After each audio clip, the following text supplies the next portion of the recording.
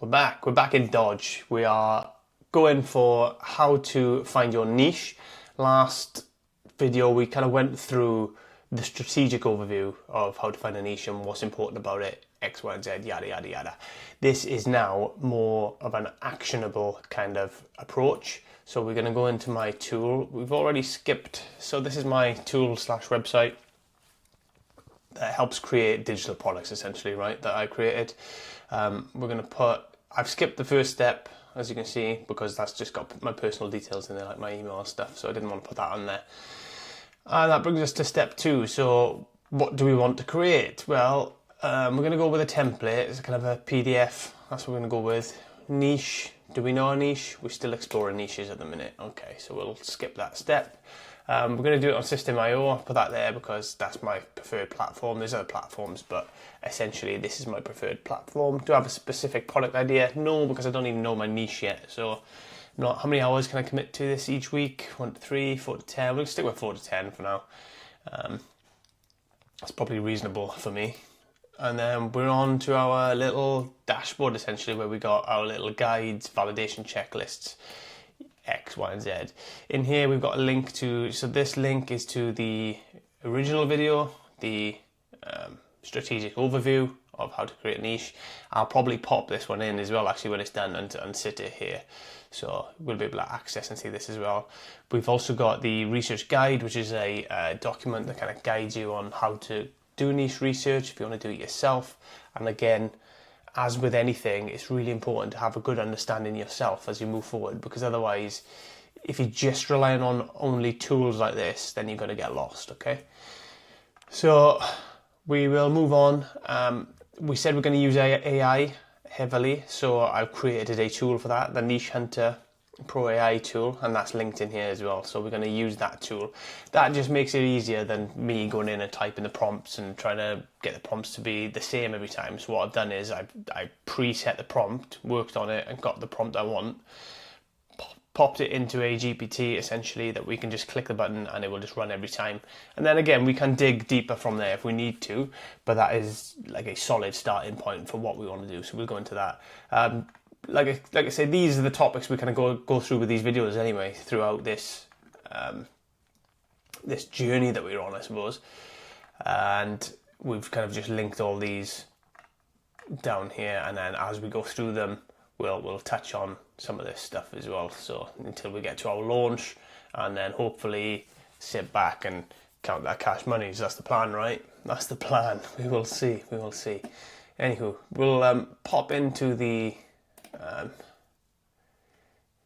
assistant. Close that. So we've got a few options here, right? So find a trending niche for an online course, if that's specific what you want.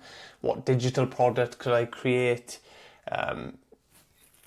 There's a few different topics here, right? So let me just pull this up on a different screen so I can kind of go into the workings of it, and then I'll have a better idea of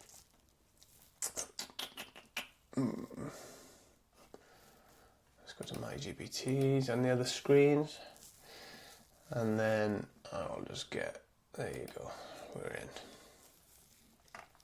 Okay. So this one, so these are templates I've created, right? So this is, find me a trending niche for an online course.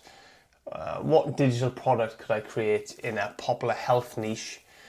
Give me a sustainable niche with high search traffic. What's a hot topic now that I can monetize, right? So they're very based on trends. I'm going to change the health niche because I'm not necessarily interested in this. It's a bit too direct in it. So what digital product could I create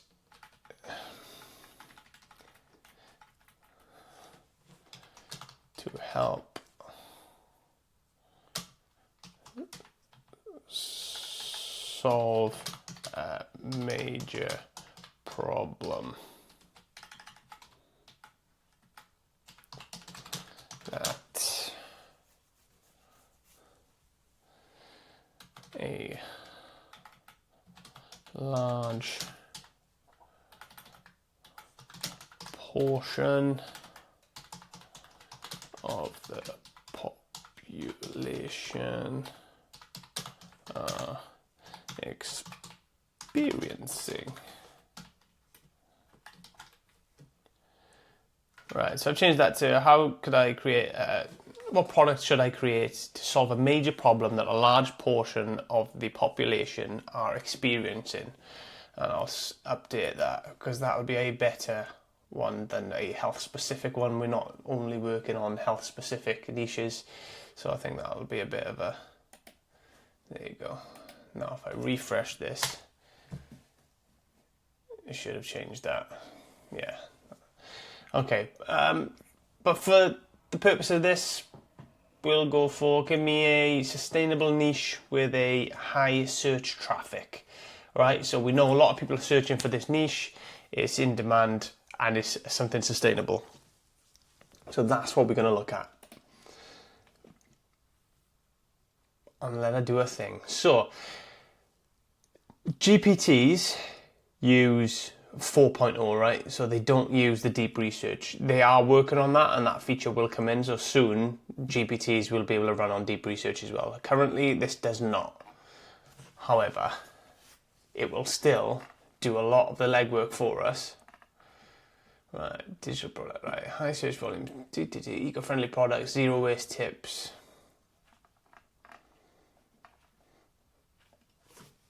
Okay, so here's some options for us. Now we've got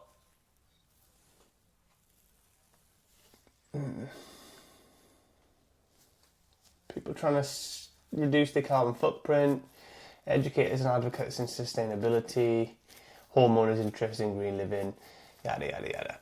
Now then, I don't like any of these, which is fine. So let's refine the search, okay? So I don't like any of these options. Please refine this result based on my interests and skills.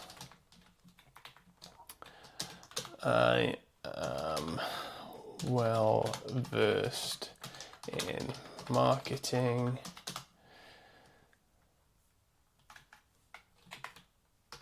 I enjoy creating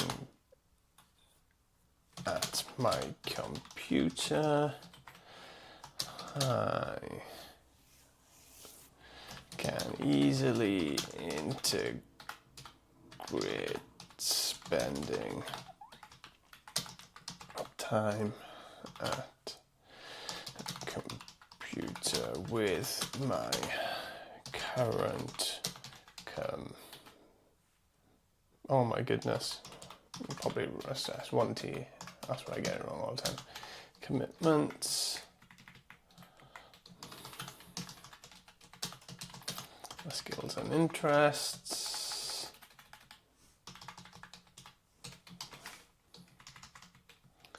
Okay, I go to the gym daily and enjoy training. Weight training, let's be specific. I don't like to run, even though I am running a lot at the minute. I don't really like it. Go to the gym, weight training. My diet is terrible and I wish I could eat better.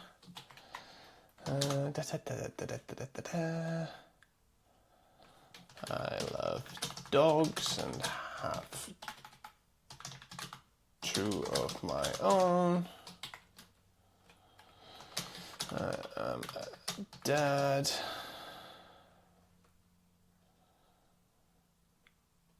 Let's just go with that. Let's see what it comes up with.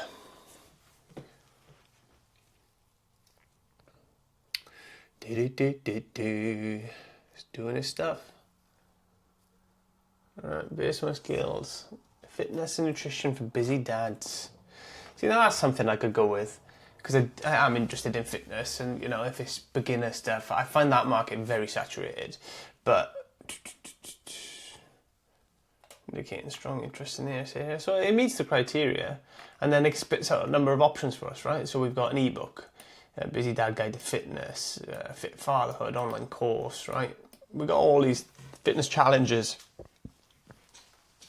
So this is a better fit for me. And like you say, I had to dig a little bit deeper for that, but then it's given me a niche. So then I know where to start, right? So that's my start. That's the beginning of discovering like my niche. So like that's just my niche topic. That's what I want to do. That doesn't mean I now know exactly what product I'm going to do. It doesn't mean, you know, exactly everything is kosher and taken care of, because that's just literally step one of discovery, right? So step one of discovery is I found a niche that I like that is something I'm happy to pursue. Job done. Step one, tick. The thing here is you can do this multiple times, right? And just run that over and over again. Get 5, 10 topics potentially that you like, and then you know you can define your target audience within those and see which one you relate to the most. You know, you can do your research on the niche then as well and figure out which one you're going to actually drill down on. So I just did that as a quick example for you, but you could run that and you go deeper and ask more questions, which I would do. But for the purpose of what we're doing here, I already have a niche. So I already know I am showing people and helping people create digital products. So I'm going to pursue with that for the purpose of this this video and this kind of series, I suppose, that we're following. But I wanted to show you how you would go about finding a niche if you didn't already have one. If you already got one that you want to pursue, then great. And ultimately, this process, this system for creating a digital product, if I can get my words out, is repeatable. And you can just go back at any point, at any step. So even if you've got to the creation phase and you're like, oh no, this ain't right, this doesn't fit, this doesn't feel right for me, you go back to the start.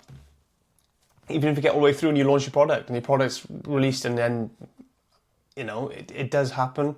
Even if you've done the work, that it's just not taken off. It's just people are just not interested in it.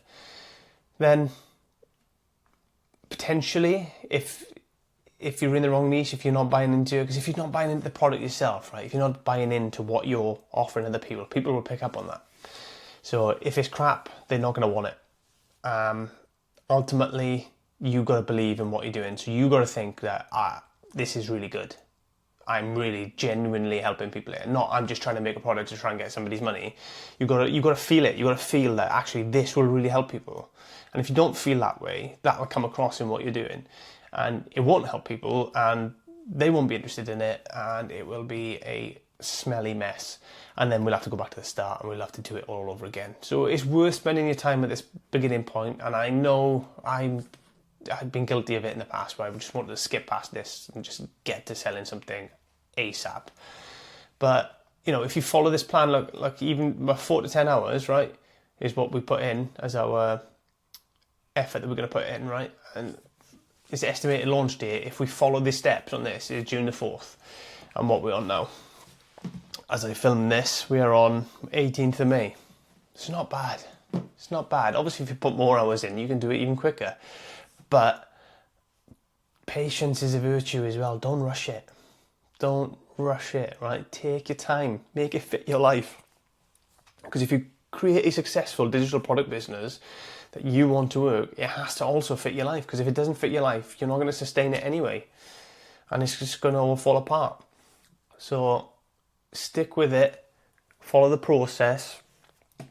And like I say, I will guide you through that process, but follow that process one step at a time, and we will get to the point where we're releasing a product. And then once you've done that, we can go back to the start and release more products and more products and more products and create a product infrastructure.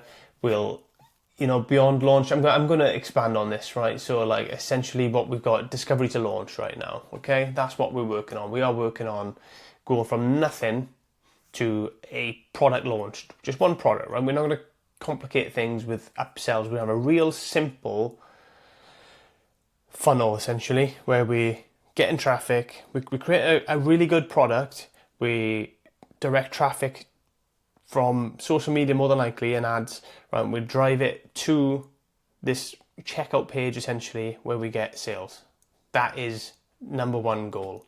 From launch, I am gonna create and we are gonna do some post-launch stuff, right? Where we're gonna go into then introducing upsells, because we need to then improve what we're doing. We need to first have a product that's sellable, that people are interested in, that we can build an audience with as well, build an email list.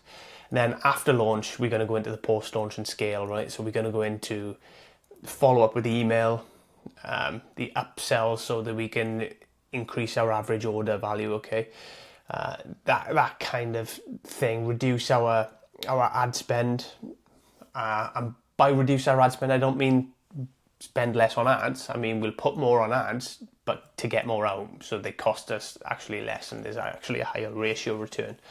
So we'll work on that as well. But baby steps, let's get a product to market first. Let's start nice and slow.